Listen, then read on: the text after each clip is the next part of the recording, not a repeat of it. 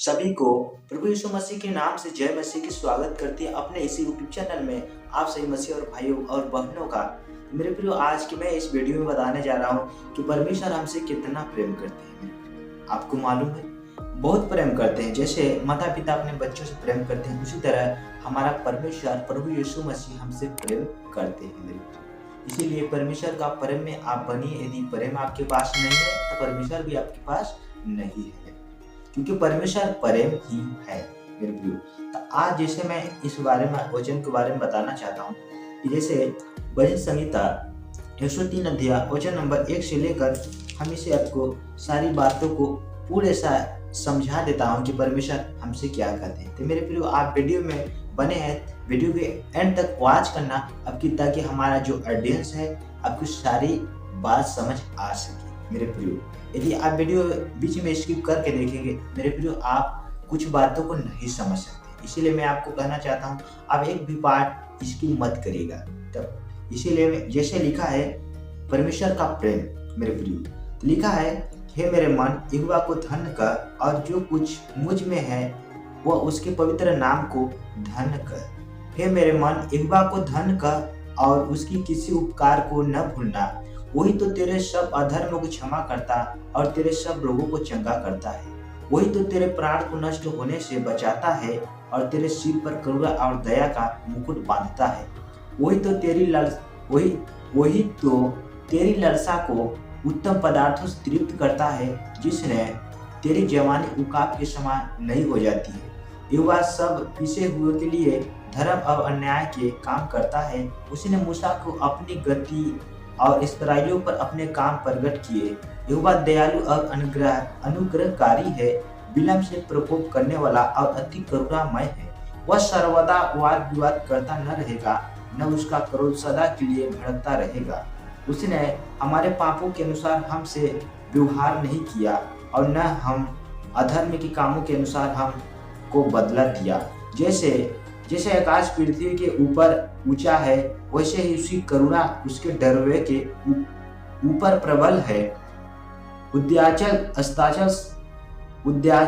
अस्ताचल से जितनी दूर है, उसने हमारे अपराध को हमसे उतनी ही दूर कर दिया है। जैसे पिता अपने बालकों पर दया करता है, वैसे ही यहोवा अपने डरवे पर दया करता है, क्योंकि वह हमारी सृष्टि जानता है और उसको स्मरण रहता है कि मनुष्य मिट्टी ही है। मनुष्य की आयु घास के समान होती है, वह मैदान के फूल के समान फूलता है, जो पवन लगते ही ठहर नहीं सकता, और न वह अपने स्थान में फिर मिलता है।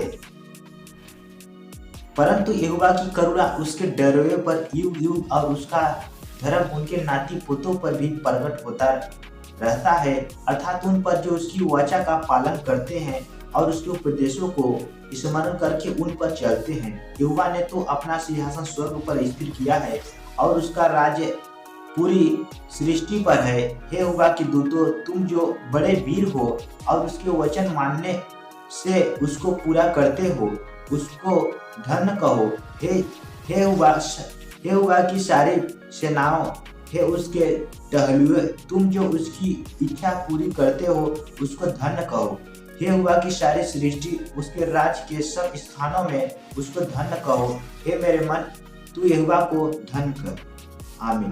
तो मेरे प्रियो, जैसे हमें परमेश्वर ये बात बताते हैं, हालेलुया, जैसे कि परमेश्वर हमें बताते हैं कि हमारा जो मन है परमेश्वर का धन्यवाद करता है, क्योंकि परमेश्वर हमसे धन्यवाद का ही बलिदान चाहते हैं, न कि हमसे कोई वस्तु मांगते हैं मेरे प्रियो।